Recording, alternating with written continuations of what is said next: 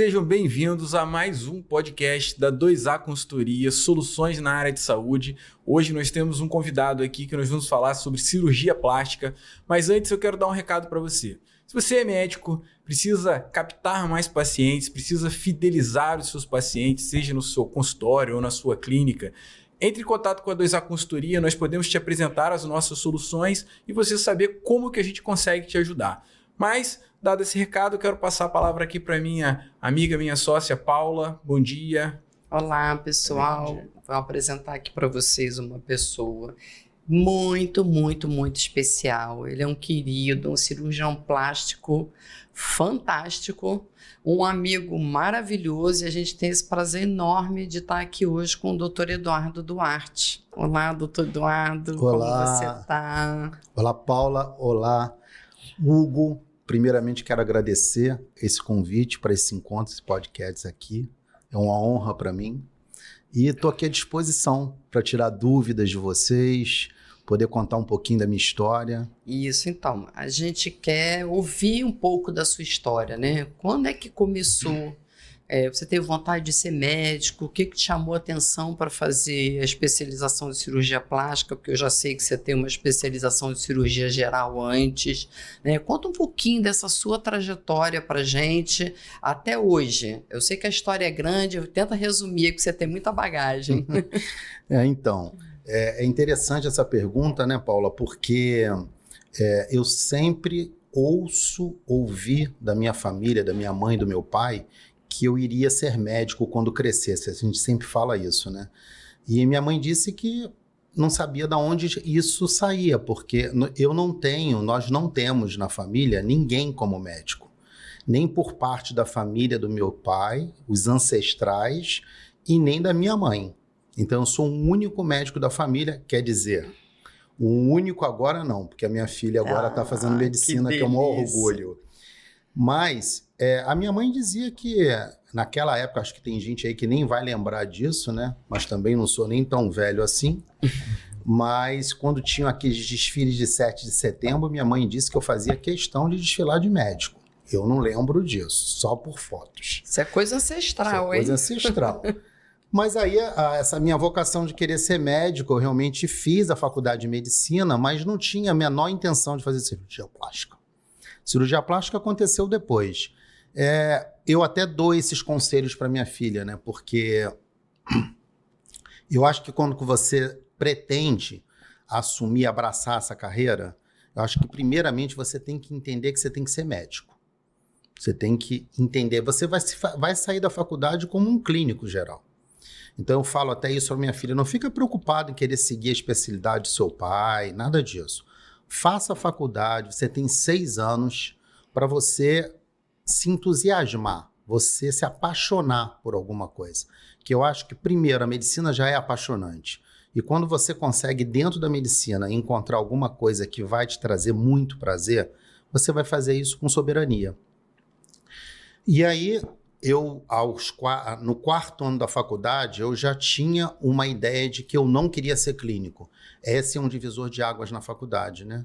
Você ir para a área clínica ou você ir para a área cirúrgica. Eu já sabia que eu queria fazer cirurgia. Não sabia o quê. E aí fui olhando todas as especialidades e fui fazendo algumas eliminações na vida, porque eu acho que na vida você tem que somar não só a sua parte social, o meio de como você gosta de viver, para que você tenha qualidade de vida associado ao seu trabalho. Então eu falava assim para mim, olha, para ser cirurgião, eu fui fazendo algumas eliminações. Eu não posso, em hipótese alguma, pensar em ficar em sobreaviso. Ou seja, fazer cirurgia geral, fazer urologia, fazer obstetrícia, ou seja, ficar sempre à disposição de uma eventualidade. Isso não combina com a minha personalidade. Eu fui eliminando algumas especialidades. Até porque saber o que você não quer já é um grande caminho, né? Nossa! Você vai eliminando. E aí, até quando eu comecei a acompanhar algumas diferentes especialidades, eu realmente me apaixonei com a cirurgia plástica. É até interessante isso nessa escolha, porque é um longo caminho para se tornar cirurgião plástico, né? Como você disse inicialmente, a cirurgia plástica é uma subespecialidade da cirurgia geral. Então, você tem que ser cirurgião geral primeiro para depois fazer cirurgia plástica. É um pré-requisito. Você tem que fazer pelo menos de 2 a 3 anos de cirurgia geral e depois prestar uma prova para a cirurgia plástica. E aí, no meu caso, eu fiz a minha especialização na UF, em cirurgia geral, e depois, isso é um conselho, inclusive, que eu sempre dou para minha filha, né? Quando você chegar no patamar que você já sabe o que você quer como especialista, se tornar uma especialista dentro da medicina, escolha o melhor local para você se aperfeiçoar, para você fazer o seu treinamento, para você se especializar. E eu coloquei na cabeça que eu tinha que ser aluno do professor Ivo Pitangui, e assim fiz, consegui entrar, passar. Não foi fácil naquela época, a gente concorria com alunos de fora, porque na minha turma, para vocês terem uma ideia, eram 10 alunos, 6 eram alunos de fora quando eu digo, né, estrangeiros, e 4 vagas que eram do Brasil. Interessante, tinha alunos estrangeiros. A gente ficava se perguntando. Não, sempre teve. Ele tem alunos formados no mundo inteiro. A minha turma tinha 2 italianos, um chinês, uma colombiana e um alemão. Um alemão, eu falei, né? 2 italianos, um alemão e um suíço. 2 italianos, um suíço, um alemão, uma colombiana e um chinês. Na verdade, o chinês ele era de Macau. E o meu grande amigo Vasco. A minha turma a gente se encontra até hoje, graças a Deus, nos congressos. E 4 eram brasileiros. Eu, na verdade, aqui de Niterói, o Ivo, que era do Rio, tinha a Fernanda, que era de Porto Alegre, e o Eduardo, um outro Eduardo Sucupira, que era de Minas. Doutor Eduardo, então só tinham 4 vagas, era muito disputado, né? E a gente nunca sabia como era a disposição de vagas. A gente sabia que talvez, né, eu vou falar uma coisa aqui que ninguém nunca me disse isso certeiramente, né, dizendo assim. Mas o professor, na verdade, na escola, ele tinha intenção de difundir o serviço e a escola dele através do mundo. Então, existia uma possibilidade grande de ter vagas para as pessoas de fora. A língua oficial dentro do curso era português e inglês, porque tinha gente do mundo inteiro. Tinha gente da Tchecoslováquia, tinha... Então, assim, a gente rodava, na minha época, nós rodávamos com 30 alunos, né? Que eram 10 de cada ano. Eram 3 anos de cirurgia plástica. E eu tive uma felicidade muito grande, né? Essa é uma passagem da... Primeira foi ter passado para lá. A segunda, porque o professor Viptangui, ele escolhia 2 pessoas dos 10 de cada turma para ficar ao lado dele. O curso acontecia na Santa Casa de Misericórdia, mas 2 ficavam na clínica em Botafogo. E aí eu tive o prazer de ser escolhido. Então, na verdade, eu fiz o curso ao lado do professor. Não que não seja um mérito, nem um desmérito para os outros, mas realmente eu tive a possibilidade de o professor pegar na minha mão, me ensinar a fazer determinados tipos de cirurgias. Eu via todos os pré- e pós-operatórios do professor, fazia as consultas junto. Enfim, eu dormia. O aluno de lá tinha um quarto dentro da clínica, né? Porque a gente passava... Era realmente uma residência, né? Você ficava boa parte. Quantos natais e ano novo que eu passei lá na clínica e tomando conta de pacientes que tinham acabado de operar, né? Então, foi uma experiência ímpar dentro da cirurgia plástica. E isso me fez cada vez mais tomar um gosto específico por uma área específica dentro da cirurgia plástica, que a gente deve falar um pouquinho mais lá na frente. Doutor Eduardo, deixa eu fazer uma pergunta. Já que você vai falar de uma área específica dentro da cirurgia plástica, eu queria saber, quando que a cirurgia plástica tocou seu coração, que você falou assim, serei cirurgião plástico? Quando que isso aconteceu? Então, Hugo, isso é bem legal, porque a gente quando faz a prova, eu respondi isso na minha prova. Na prova oral, era uma prova de uma entrevista, depois da prova escrita para entrar no curso do Pitangui, eu lembro que eu fui entrevistado e me fizeram essa pergunta. E eu nunca tinha parado para pensar nisso. E aquilo me veio, assim, como uma fonte inspiradora na hora de responder o seguinte: eu acho até aí, na época, até o saudoso Dr. Jaimovich, que já faleceu, ele depois veio falar comigo fora. Eu nunca tinha ouvido ninguém responder isso. Porque o que acontece? Eu, quando fazia cirurgia geral, eu tinha a possibilidade de migrar para qualquer outra especialidade. Mas o que me incomodava na cirurgia geral é que o bonito em que nós cirurgiões operávamos, só nós víamos. Eu não conseguia dividir aquela emoção daquela cirurgia com o paciente. A gente diz ao paciente o seguinte: você foi tratado, eu tirei sua vesícula, eu tratei a sua hérnia, eu consegui tirar o seu tumor do intestino.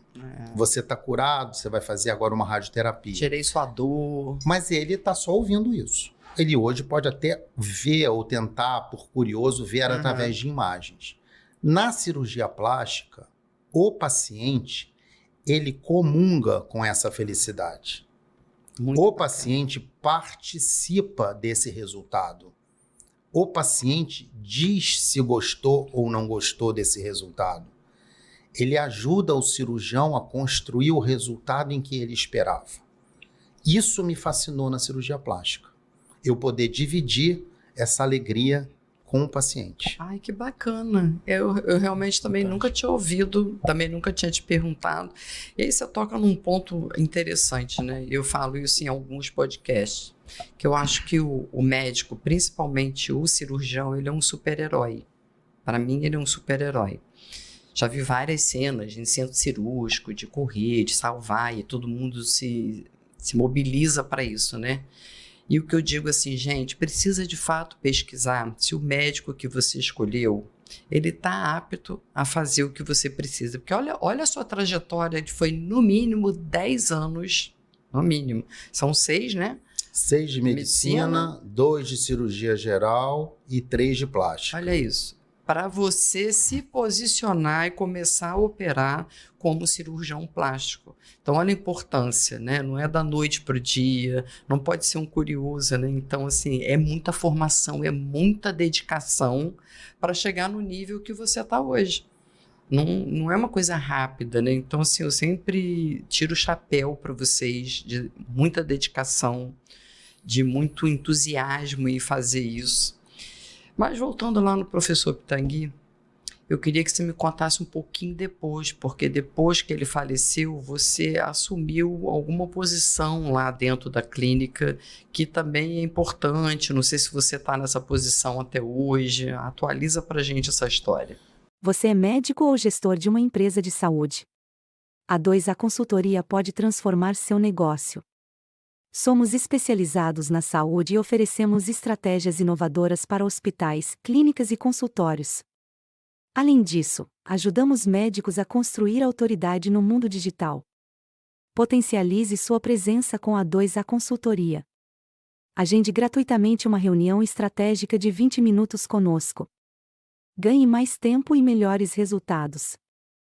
Então, Paula, na verdade, aí eu, dando continuidade, assim, a essa trajetória que eu estava contando, quando eu terminei o curso, eu ainda fiquei um ano e meio, mais ou menos, lá, vamos dizer assim, era quase que um dos assistentes, mas ainda numa fase já tinham vários assistentes lá dentro. E o professor me chamou e falou: Eduardo, olha, tem muita gente aqui como assistente, mas eu queria que você continuasse no serviço, participando como professor no serviço lá na Santa Casa. E aí eu fiquei muito orgulhoso com isso, e aí com isso passei a ser professor do serviço durante 15 anos. E eu já tinha colocado assim, eu sabia que o dia que o professor se fosse, aquela dedicação, talvez toda aquela, vamos dizer, aquela estrutura que estava montada, eu não sabia como como ia acontecer para ela se perpetuar. E aí nessa época eu já tinha assumido outras funções aqui em Niterói, hoje Complexo Hospitalar de Niterói, no qual eu fiquei como chefe do centro cirúrgico durante 25 anos. Foi uma fase muito importante da minha vida. Aprendi muito com gestão dentro desse hospital. Foi um hospital já da 1000, depois deixou de ser, mas enfim, eu agradeço muito essa minha passagem, porque me deu uma bagagem muito grande como gestor. A gente saiu de um centro cirúrgico que tinham 4 salas, hoje a gente está caminhando para 18 salas. A gente pode dizer hoje que é o maior centro cirúrgico do estado do Rio de Janeiro, em que a gente consegue contemplar e dar essa facilidade para os cirurgiões de ter num mesmo andar ocupando.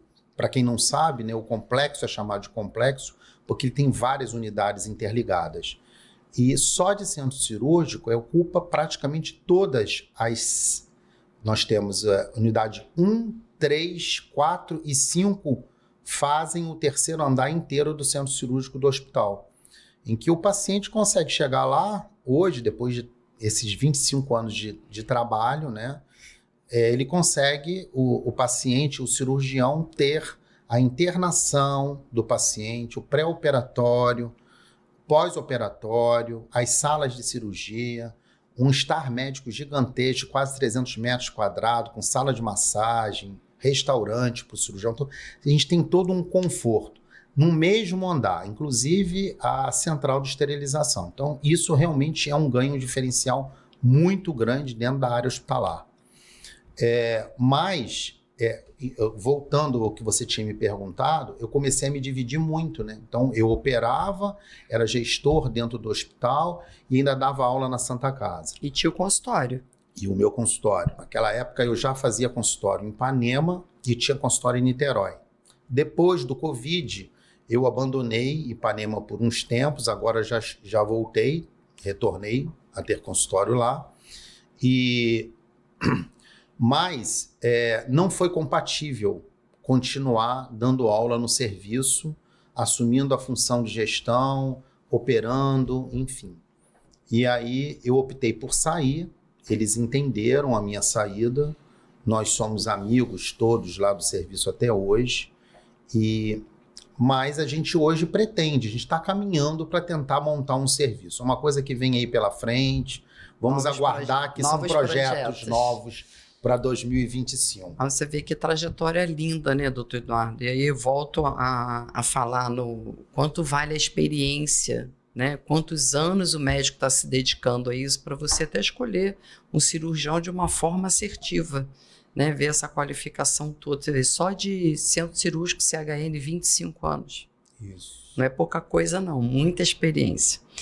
E aí eu queria que você me falasse um pouco, né? Eu te conheço bastante, tenho uma grande admiração por você como ser humano. Eu acho que isso é o principal, né? Eu digo que atrás do médico tem um ser humano. E tem ser humano de todo tipo, né? Então, eu te admiro como ser humano e te admiro como médico. E eu acho que essa dobradinha é fantástica, é onde traz os resultados muito positivos. Então, eu queria que você contasse um pouquinho como é que é no seu consultório, nesse ambiente, o que você mais gosta, o que te deixa muito feliz dentro da cirurgia plástica, porque eu sei que quando a gente faz a coisa com felicidade e com amor, a gente nem acha que está trabalhando, né? A gente acha que está se divertindo. E quando a gente se diverte, dá muito mais prazer. A gente faz bem feito, mais ainda. Então, assim, dentro do seu mundo da especialidade de cirurgia plástica, o que mais te deixa feliz, o que mais enche seu coração de alegria? Primeiro, operar, né? Acho que quando a gente está operando, pelo menos eu quando estou operando, eu acho que eu estou num santuário, sabe? Me desligo de tudo. Mas você tocou num ponto que eu acho primordial para um médico e que eu acho que está muito esquecido. Eu, quando resolvi fazer cirurgia plástica, o meu maior movimento de cirurgia plástica é movimento de cirurgia estética. Eu faço reparadora também, mas o meu maior movimento é cirurgia estética. E nós latinos, né, porque eu também opero muitos pacientes que vêm de fora e as culturas a gente tem que respeitar, né? O americano, sim, você não pode ficar muito tocando no paciente, você tem que pedir licença. Mas nós latinos, nós temos essa cultura de encostar, beijar, abraçar, sim, acolher. E isso me fascina dentro da medicina. Porque, primeiro, de tudo que está sendo esquecido em todas as especialidades, sentar e ouvir o paciente. O que o paciente quer? O cirurgião plástico, ele trabalha muito com o lado, acho que todo médico, mas o cirurgião plástico trabalha muito com o lado psicológico do paciente, o psiquê do paciente, né? A gente ainda tem um maior volume no sexo feminino, mas a gente hoje já opera muitos homens. Mas a gente precisa ouvir, acima de tudo ouvir e entender o que o paciente quer. Acolher esse paciente. Eu nunca fui um cirurgião que quis ter volume. O que quer dizer isso? Quer dizer que eu não traço a minha semana para no final da semana dizer eu operei 20 pacientes. Se eu operar a minha formação, a minha ideia é sempre operar um paciente por dia. Eu digo para as mulheres que aquele dia é o dia de princesa dela. Porque eu, na verdade, quem opera comigo sabe que eu não delego nem curativo, nem alta, nem visita médica aos meus assistentes. Eu faço do início ao fim. Eu estou na cirurgia do início ao fim. Eu acolho o paciente do início ao fim. Eu troco todos os curativos dentro do consultório. Eu não delego. Para você fazer isso, você não pode ter volume. Você não pode ter muita quantidade. Ora, você quer dizer que você não quer operar muito? Não, eu quero operar muito, mas eu quero operar muito com qualidade e dando total atenção do paciente. Eu acho que isso é um diferencial do meu trabalho. Nós temos vários cirurgiões que operam muito bem, que têm excelentes resultados, mas eu não abro mão desse quesito, que para mim é extremamente importante. E eu vejo isso no discurso dos pacientes. Os pacientes gostam desse acolhimento. Às vezes, essa semana, ontem no consultório, uma paciente que eu operei nos Estados Unidos, ela falou assim para mim, mas eu estou trocando o curativo hoje com você, você já quer me ver quinta-feira novamente? Eu falei, quero. Eu vou te ver 2 vezes na semana. No mínimo. Se precisar, eu vou te ver mais. Isso traz segurança, né, sim, doutor Eduardo? Sim. E isso é uma coisa assim, muito importante, esse acolhimento, porque penso eu, se eu estiver errado, você me corrige, que quando a gente fala da cirurgia plástica estética, a gente está falando da autoestima dessa pessoa que vai virar paciente. E a autoestima também está muito ligada com o emocional. Então, se nesse momento você não ouve, não acolhe, não entende o que está passando no interior da pessoa, talvez você nem consiga traçar um plano muito bacana para ela, porque às vezes ela está pensando numa coisa e você pode falar assim, você já pensou nesse outro formato, nesse outro, porque você está captando o que está acontecendo com o paciente aqui dentro. Então, assim, hoje é difícil, tá? A gente encontrar médicos que tenham essa sensibilidade de ouvir o paciente, de ouvir o momento do paciente, porque às vezes o momento familiar ou profissional também está levando ele a querer fazer uma mudança radical, né? Então, não é só a coisa física. Então, assim, eu te dou parabéns por esse acolhimento que eu conheço seu trabalho de perto. E aí você tem uma legião de pacientes apaixonadas por você, né? Porque é um trabalho muito diferenciado. Mas o que te deixa dentro da cirurgia plástica feliz de fazer? Isso aqui é o que eu mais gosto de fazer, que eu tenho estudado para ver tecnologias novas, procedimentos novos. Eu sei que você viaja muito, faz muito congresso, está sempre antenado no que tem de novidade, o que é o melhor. O que hoje você está muito focado e que você gosta muito de fazer? Então, Paulo e Hugo, mais uma vez, eu sempre tive um carinho especial pela cirurgia de face. Né? Legal. Isso sempre me fascinou. Na verdade, essa era a cirurgia que mais o professor Tanguy fazia. Só para vocês terem uma ideia, na época em que eu fazia residência, chegavam a ter 5 cirurgias de face num dia. Nossa. Então, a gente entrava muito. Essa não é uma realidade do nosso país. Por uma explicação simples. Nosso país é um país tropical. E o apelo dentro do Brasil e em todo o país tropical é pelo corpo, é pelo contorno corporal. Então, o cirurgião plástico, na sua maioria, né, não aqueles que já entraram e se dedicaram numa parte específica do corpo, o carro-chefe dele acaba sendo mama, abdômen, lipoaspiração. Porque nós temos um público que nos procura para que nós possamos melhorar essa parte do corpo, a forma dessa parte do corpo, que é o que a gente faz, a gente transforma. Que a gente sempre fala isso, né? Nós cirurgiões, na verdade, a gente está mudando a forma do corpo. Para isso, a gente precisa criar algumas cicatrizes. Os pacientes precisam entender Uma troca, que né? cada um tem um tipo de cicatrização. Então, isso tudo é muito conversado com o paciente antes. Porém, esse meu desejo de sempre querer fazer e querer, talvez, um dia me voltar só para fazer face, acabava sendo um pouco esquecido ou colocado de lado num período da minha vida, porque a procura vinha para o contorno corporal. Mas eu já fazia bastante face. Eu tive um excelente treinamento de face dentro da clínica Ivo Pitangui por conta da quantidade. Ora, gente, cirurgião, em qualquer sua especialidade, é treino. A experiência vem de você treinar. Quanto mais você faz, melhor você vai se tornar. Sim. Né? E aí vão vindo as técnicas, as modernidades. Então, é interessante isso, porque quando eu comecei as discussões nos congressos, e o Pitangui defendia muito bem que os tratamentos de cirurgia de face, eles deveriam, se a gente fazia as plicaturas do SMAS platisma, eu vou explicar o que é, ou se a gente ressecava o SMAS platisma e depois tracionava.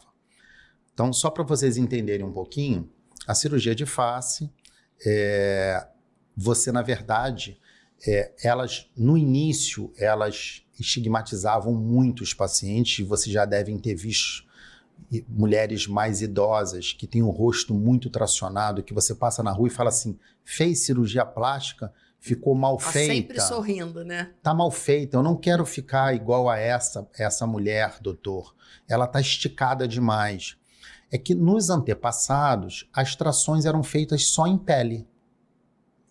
Com o passar do tempo, as técnicas foram desenvolvidas e depois que a gente descolava a pele, a gente precisava tracionar as estruturas internas, que a gente chama de SMAS, que é o sistema músculo-aponeurótico superficial que a gente tem na pele. E aí, durante muito tempo, como em tudo em medicina, se discutia, olha, vai tracionar só isso e aí a gente só retira o excesso de pele que fica com naturalidade, ou precisa ressecar um pedaço desse SMAS? Por que eu estou contando essa discussão? Porque hoje a gente já evoluiu mais. A gente hoje já está no deep plan. A gente entra num plano mais profundo, descola muito mais, já chega mais perto do canto da boca. Enfim, as técnicas são mais aperfeiçoadas para a face, os resultados cada vez ficam mais naturais. Aqueles pescoços que são avantajados, que as pessoas tinham medo de mexer para poder tracionar, que é uma das grandes queixas hoje das mulheres no rosto, é o pescoço, é a flacidez ou o excesso de gordura que fica no pescoço. Esses estão tratados como cirurgias de faces difíceis, que muita gente não gosta de abordar, pela dificuldade, pela a possibilidade de você ter algum tipo de trauma que possa tanto ser temporário ou até definitivo, porque você tem que entender bem das estruturas anatômicas. Mas aí, voltando à sua pergunta, desse meu desejo, dessa minha vontade de fazer face, volta àquela a minha entrevista quando eu entrei para fazer cirurgia plástica, que ela se encaixa um pouco, né? Quando eu falo assim, Você, quando faz o contorno corporal, o seu corpo fica bonito, a forma fica bonita, a curva fica bonita, as mamas estão salientadas, mas na maior parte do tempo você está vestido. O rosto está exposto.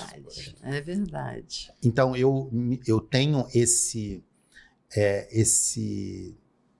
carinho, essa vontade pelo rosto, porque eu sinto a necessidade. Na verdade,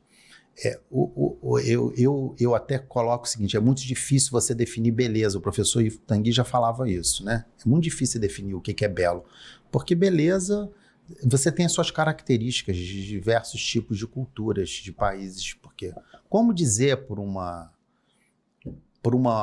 mulher que nasceu no Líbano que o nariz dela meio adunco é feio, se é uma característica da raça? Então todas seriam feias, né? Então, definir beleza é uma coisa muito difícil. E é claro que a sociedade acaba criando alguns estereótipos que ficam classificados como já tivemos, que você tem que ser muito magro. Aham. Ou você tem que ter o rosto perfeito, é o rosto que ele é triangular na mulher. Enfim, essas classificações, na verdade, elas vão existir sempre, mas volto lá, a gente precisa sentar, conversar com o paciente e perguntar: o que te incomoda? O que a gente pode fazer dentro do teu rosto para melhorar e resgatar a sua autoestima? E eu acho que no rosto, é o que eu sempre falo muito para os pacientes, é o seu cartão de visita. Nós estamos sentados agora aqui e nós estamos nos projetando só com um terço superior do tórax. Como é que nós somos daqui para baixo? Não é verdade? É verdade. Então, assim, o rosto, ele é o nosso cartão de visita efetivo.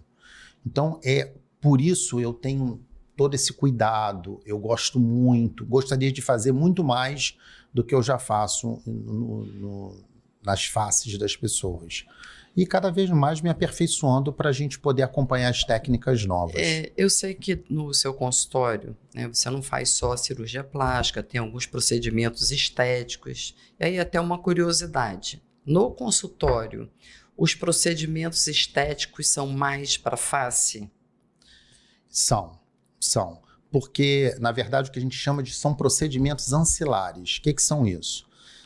Aplicação de botox, são os preenchimentos que podem ser feitos hoje, está muito em voga nos Estados Unidos, na Europa, de não utilizar um material aloplástico, mas sim usar a própria gordura, né? Fazer uma autoenxertia para corrigir alguns defeitos, algumas depressões de sulcos, lábios, boca. E são procedimentos simples.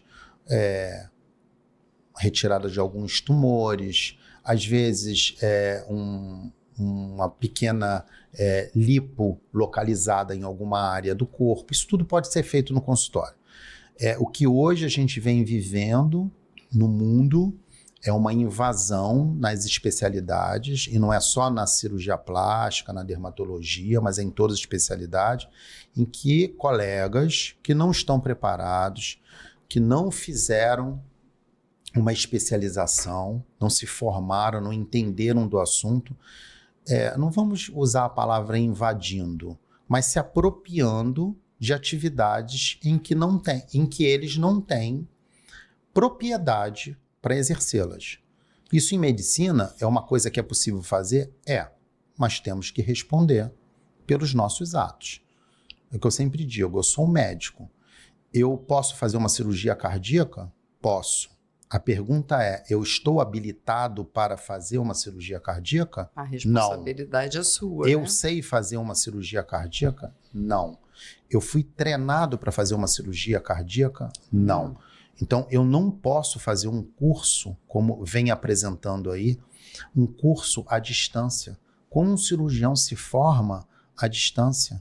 Eu não posso fazer um curso de algumas horas para eu poder agora fazer a harmonização facial, que agora é o termo da moda, né? Harmonização facial é tudo. E tem vários especialistas fazendo, né? De todos os tipos Todo fazendo. Então, a gente tem que ter muito cuidado, gente, com isso. Eu queria até deixar um recado para quem está ouvindo a gente, né? Vocês podem consultar no site do CREMERGE o médico, se ele é médico de fato, se ele tem lá o registro dele inserido no site. O site do CREMERGE ele é oficial, a informação que tem lá ela é válida. Isso é importante quando você for escolher seu médico, dá uma olhada lá, dá uma olhada no site da Sociedade Brasileira da Especialidade. Todos são sites oficiais que te resguardam quanto paciente na hora da escolha do médico. Isso é importante em primeira mão para você. E aí, quando você chega no médico e já vê que ele realmente é um cara especialista naquele assunto, isso vai te dar mais tranquilidade. Eu acho que se a população usasse mais esse recurso, talvez a gente não visse tanto aí no jornal, né, algumas intercorrências, e depois vai descobrir que não era bem assim. Verdade, Paula, verdade. Paula, nosso bate-papo está muito interessante aqui com o Dr. Eduardo, riquíssimo. Vamos dar um break e a gente vai para o nosso segundo bloco? Pode ser? Pode ser. Vamos dar o nosso break. Você é médico ou gestor de uma empresa de saúde? A 2A Consultoria pode transformar seu negócio. Somos especializados na saúde e oferecemos estratégias inovadoras para hospitais, clínicas e consultórios. Além disso, ajudamos médicos a construir autoridade no mundo digital. Potencialize sua presença com a 2A Consultoria. Agende gratuitamente uma reunião estratégica de 20 minutos conosco. Ganhe mais tempo e melhores resultados.